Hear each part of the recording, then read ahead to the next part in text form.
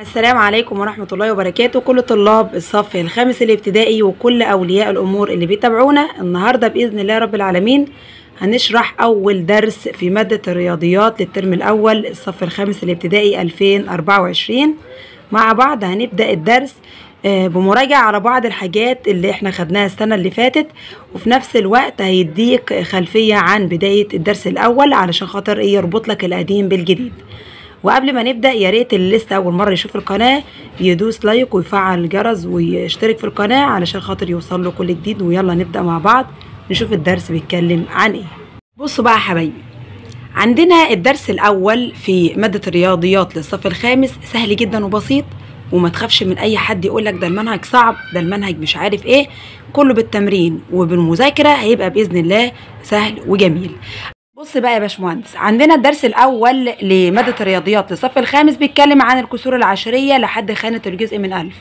قبل ما نبدا في الدرس لازم بيديك بعض المعلومات اللي خدتها السنه اللي فاتت علشان يربط لك القديم بالجديد. زي ما احنا قلنا، بيقول لك الاول ما الفرق بين الكسور العشريه والكسور الاعتياديه والاعداد الصحيحه. يعني الاول كسر اعتيادي خدناه السنه اللي فاتت وقلنا هي عباره عن كسور بيكون فيها المقام اقل من الايه، او عفوا بيكون فيها البسط اقل من المقام. يعني ايه؟ البسط اللي فوق زي مثلا 6 بتكون اقل من اللي تحت اهي من المقام بتكون 10، علشان كده بيقولك ده بنقول عليه كسر اعتيادي.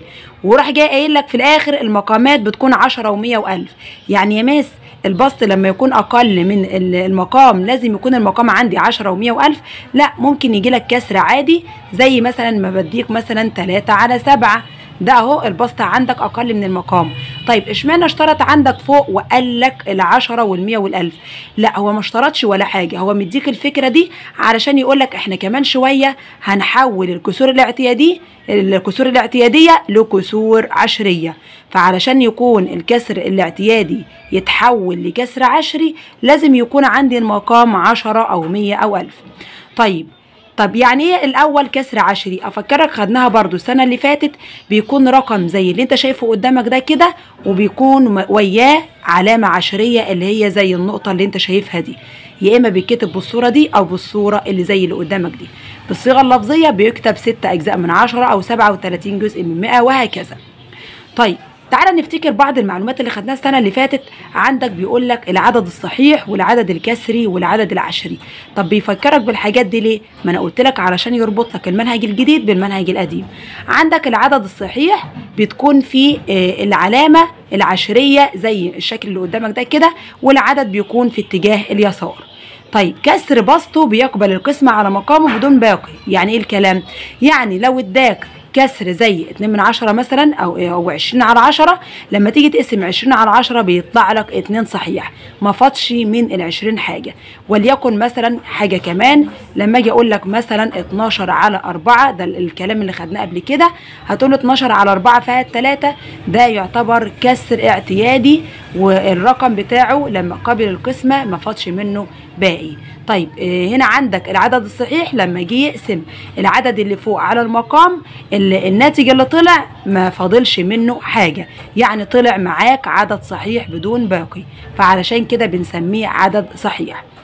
أما العدد الكسري بيقولك بيتكون من عدد صحيح وكسر اعتيادي زي اللي قدامك ده، عدد صحيح زي الاتنين اللي هي قاعدة في اتجاه الشمال دي، وعندك زي 8/10 ده بنقول عليه كسر عشري. يبقى ده كسر بنقول عليه عدد صحيح، وعدد عندك كسر عشري، الاتنين مع بعض بنقول عليه عدد كسري علشان معاك صحيح وكسر اعتيادي. طيب العدد العشري كنا بنقول عليه عدد صحيح وكسر عشري زي اللي قدامك ده، 2 وعلامة و8/10. فالكلام ده أول ما بتشوف علامة عشرية وحواليها أرقام اعرف إن اللي قدامك ده بنقول عليه عدد عشري. طيب يلا ناخد أمثلة ونشوف الأشكال أو الأرقام والمسائل بتجيلنا الشكل عامل إزاي. عندك في المثال اللي قدامك ده جايب لك العدد الكسري وحوله لك في صورة عدد عشري، وكمان قرأه لك بالصيغة اللي قدامك دي. طيب مديك مثال الأولاني 9 صحيح و8/10. طيب علشان العدد الكسري ده يتحول لعدد عشري عمل ايه؟ ايه اللي خلاه بقى 9 صحيح و8 من 10؟ خدنا السنه اللي فاتت افكرك لما كنت بقول لك اي بسط قاعد فوق والمقام اللي الرقم اللي قاعد تحت علشان احوله لصوره عشريه، بتقولوا انا بنقل الرقم اللي قاعد فوق اهو اللي هي ال8، وبعد كده بتقولوا العلامه هنا حسب عدد الاصفار اللي تحت. عندك كام صفر تحت في المقام؟ هتقولي 0 1، يبقى العلامه بعد رقم 1 اللي هي ال8، وبعد كده لو في ارقام صحيحه بنقلها جنبها، وهو فعلا ده اللي عمله بقى 9 صحيح و8 من 10. ده اللي هيعمله برضو في المسألة اللي تحتيها، بيقول لك 37 على 100 ومعاهم 5 صحيح. علشان احولهم لعدد عشري بيقول لك اهو انقل الرقم اللي قاعد في البسط فوق، ادي 37 اهي، وقول له العلامه بعد عندك بعد كام رقم حسب الاصفار اللي تحت. عندك 0 2 في المقام، يبقى تقول له العلامه بعد رقمين، ادي 1 ادي 2، حط علامه. طب في معاك ارقام صحيحه؟ ايوه معايا الخمسه، انقلها جهه الشمال او جهه اليسار، بعد 5 صحيح و37 من 100. نيجي نقرا الارقام علشان المساله اللي فوق الاول، لك 9 صحيح و8 اجزاء من 10 زي ما هو عمل لك اهو 9 صحيح و8 اجزاء من 10. والمساله اللي تحت قايل لك 5 صحيح و37 جزء من 100. دي القراءه بتاعه الاعداد العشريه. برضو نفس الكلام في المساله اللي تحت، مديك 4 صحيح ومديك 321 على 1000. بننقل الرقم اللي قاعد في البسط زي ما انا عودتك، هتقول لي اللي هي 321 اهي، وتشوف العلامه تتحط بعد كام رقم. هتقول لي انا عندي المقام فيه 3 اصفار، يعني ال1000 معاه 3 اصفار، يبقى العلامه هتتحط بعد 3 ارقام. ما انت قلتي لي ان العلامه بتتحط على حسب عدد الاصفار، فهنيجي نقول له ادي 1 ادي 2 ادي 3، خلاص يبقى حط له العلامه هنا اهو. ولو معاك عدد صحيح مثلا وليكن ال4 اللي هو مديها لك دي، انقلها له في ناحيه اليسار، يبقى الرقم طلع معاك 4 صحيح و321 زي ما هي مديها لك، ويقرأ 4 صحيح و321 جزء من 1000. كمان مسألة مديك 68 عدد صحيح و17 على 1000 زي ما اتعودنا، ادي ال17 اهي، وبعد كده هتقول له العلامة عندي بعد كام رقم؟ بعد 1 2 3، فلازم احط العلامة عندي بعد 3 ارقام. اعد كده معايا 1 ادي 2، طب انا يا مس معيش الا رقمين، هضطر ان انا ازود صفر من عندي علشان اقول 1 2 3، كده معايا 3 ارقام علشان احط له العلامه بعد 3 اصفار، وبعد كده اروح جايه حاطه الرقم الصحيح ادي 68. طلع معاك نفس الحل، هتقول له 68 صحيح و17 جزء من 1000، والكلام ده برضو في قراءه العدد. تمام. ناخد كمان مثال عندك اهو، هو طبعا حلل لك ال3 مسائل الاولانيه، احنا هنحل ال3 مسائل التانيين دول، وهسيب لك رقم 4 و5 و6 تحلهم ليا، وتسيب لو في اي حاجه تسيبها لي في التعليقات، او اسيب لك رقم واتساب تتواصل عليه علشان لو في اي حاجه ان شاء الله رب العالمين نشتغل فيها مع بعض. عندك مثلا المساله اللي مديها لك في رقم 1 دي، بيقول لك 9 على 1000. علشان احول الكسر الاعتيادي ده لكسور عشريه لحد جزء من 1000 او اي كسر اعتيادي علشان يتحول لكسر عشري، اول حاجه زي ما انا عودتك انقل لي الرقم اللي قاعد في البسط فوق، ادي معايا 9، وقول له انا عايزاها لكسور عشريه يعني تكون فيها علامه عشريه. شوف يا حبيبي عندك المقام فيه كام صفر؟ هتقولي المقام عندي فيه 3 اصفار، يبقى هتقولي هنا احط العلامه بعد 3 ارقام، بس انا يا مس معيش الا رقم 1، انا عودتك وقلت لك معاك رقم 1، يبقى هتحط له الباقي اصفار كده علشان تكمل له ال3 اعداد. يبقى عندك كده ادي 1 ادي 2 ادي 3، كده معايا 3 ارقام اهون او 3 اعداد، حط له بقى العلامه العشريه، ولو في رقم صحيح هنا انقله، مفيش رقم صحيح حط مكانه 0. تمام. عندك برضو مسألة كمان اهي 31 على 1000، هتقول له انا هنقل ال31 اهي، واقول له العلامة عندي حسب اصفار المقام 3 اصفار هنا، يبقى العلامة بعد 3 ارقام، هتقول له ادي 1 ادي 2، حط 0 كمان علشان تتم له ال3 ارقام، وبعد كده حط له العلامة. معاك ارقام صحيحة؟ لا يا مس معيش، خلاص حط احجز الخانة بتاعتها ب0. تمام. عندك كمان مسألة بيقول لك هنا اهو 31 على 100، فانت هتنقل له ال31 اهي، وقول له العلامة بعد المقام فيه صفرين، يبقى العلامة بعد رقمين، فهتقول له ادي 1 ادي 2، حط العلامة وبعد كده مفيش عندي أعداد صحيحة زي ما اتعودنا، حط مكان الأعداد الصحيحة صفر. عندك 3 مسائل اهم، 12 على 100، 136 على 1000، 55 على 1000. حل وشوف ايه الدنيا فيها عامله ايه، ولو في اي حاجه سيبها لي في التعليقات، وربنا ايه ان شاء الله رب العالمين يوفقنا واقدر اجاوب لك على كل اسئله انت عايزها. طيب بعد كده في صيغه تانية للاسئله، بيقول لك حول الاعداد الكسريه الاتيه الى كسور عشريه. عكس لك السؤال اللي فوق، مديك المره دي الاعداد الكسريه وعايزك انت تحولها لي لكسور عشريه. الكلام ده زي ايه؟ عفوا معلش عشان خاطر المره اللي فاتت كان هنا مش مديك ارقام صحيحه، المره دي مديك اعداد كسريه يعني رقم صحيح، وعندك كمان ايه كسر ايه اعتيادي. احول، طبعا هو مديك ال3 مسائل دول محلولين، احنا هنحل اللي هي مش محلوله الاول علشان نفهمك جت ايه اللي فوق دي ازاي. مديك مساله اهي وبرضو عايزك تحول العدد الكسري ده لكسور عشريه زي ما اشتغلنا فوق بالظبط. اعملها ازاي؟ هتقول له انا بنقل برضو العدد اللي قاعد معايا فوق اللي هو ال17، واقول له العلامه عندي حسب عدد الاصفار اللي تحت معايا 1 2 3، يبقى احط له العلامه بعد 3 ارقام، هتقول له ادي 1 ادي 2، حط كمل رقم كمان بصفر عشان يبقوا 3 ارقام، وحط له العلامه بعد 3 ارقام. طيب معاك اعداد صحيحه، معايا 8 يا مس، حطها لي في الاجزاء اللي هي عفوا في خانه اليسار، بقت 8 صحيح و17 جزء من 1000. نشتغل برضو في المساله دي كمان اهي، مديك 4 صحيح و6 على 100، علشان يتحول لكسر عشري انقل له الصحيح واقول له العلامه عندي بعد رقمين علشان خاطر عندي في المقام صفرين، فهقول له ادي 1 وادي حط له صفر كمان، كده يبقى معاك رقمين ويحط له بقى العلامه. وبعد كده لو معاك صحيح معايا 4 نزلها في خانه الارقام او الاجزاء الصحيحه او الخانات الصحيحه. عندك بعد كده برضو مسألة كمان 7 صحيح وعندك 6 على 10، علشان احولها لكسر عشري انقل له ال6 اللي قاعدة فوق والعلامة هنا حسب الاصفار معايا 0 1، يبقى احط له العلامة بعد رقم 1، وبعد كده معايا ارقام صحيحة احطها في خانة ايه الخانات الصحيحة اللي هي خانة الاحاد او العشرات وهكذا. تمام؟ نفس المسائل برضو مدياك 3 مسائل اهم، 17 و5 على 10، 12 و9 على 100، 15 و167 على 1000. اشتغل لي فيها زي نفس نظام المسائل اللي فوق بالظبط. يلا بقى ناخد كمان نموذج من النماذج على اللي احنا خدناه.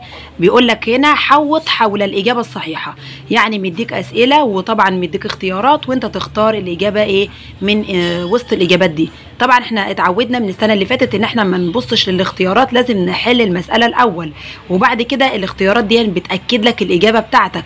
تمام؟ يعني ما تتعودش ان انت تعتمد على الاختيارات، اعتمد الاول على نتيجه الحل اللي انت هتحله.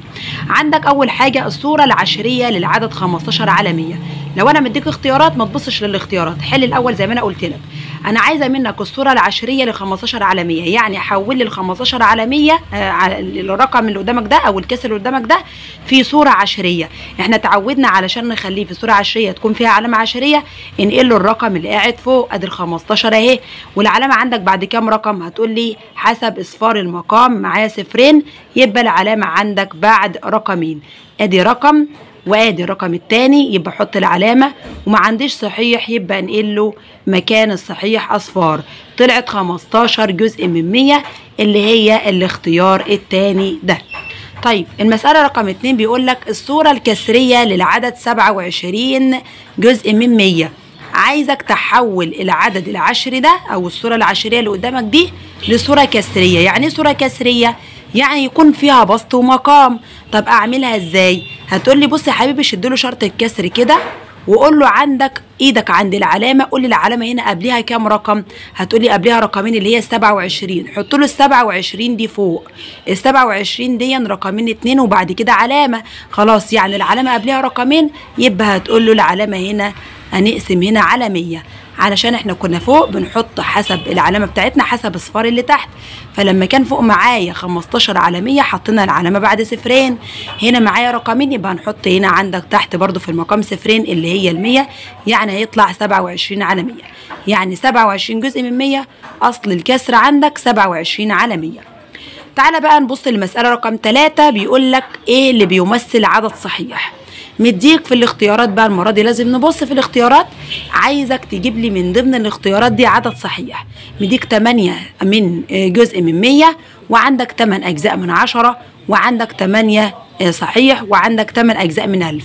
علشان تجيب له عدد الصحيح يعني ما تبصش لخانات الأجزاء، هتقولي دي كلها أجزاء ما فيش فيها صحيح، ودي برضو أجزاء ودي أجزاء، أما دي هي الوحيدة العدد الصحيح، دي 8 صحيح ومعهوش أجزاء.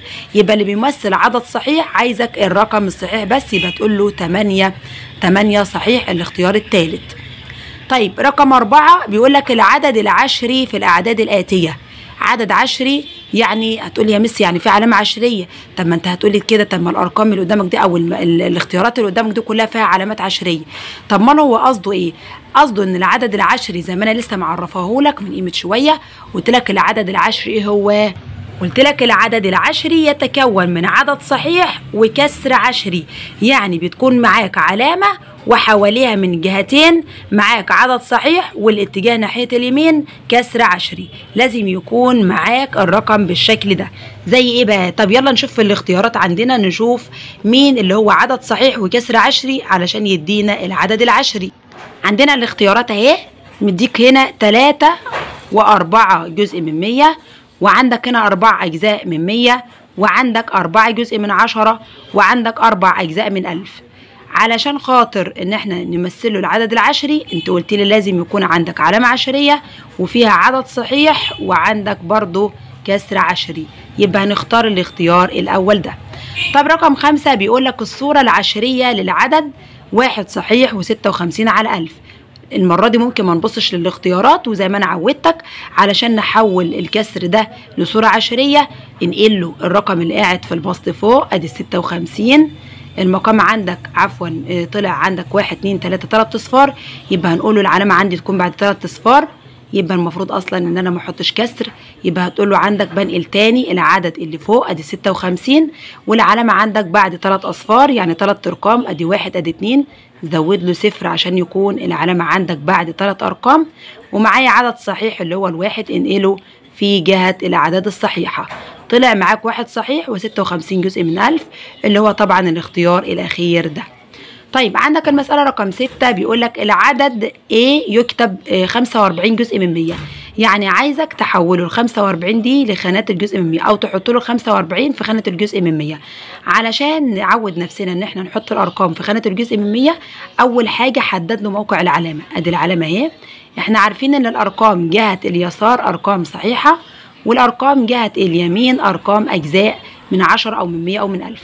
طب أنا عايزة أحط ال 45 جزء من 100، هتقول له أول حاجة معايا 45 جزء من 100 هحطها في خانة الأجزاء مش ناحية اليمين، عفوا ناحية اليمين مش ناحية اليسار.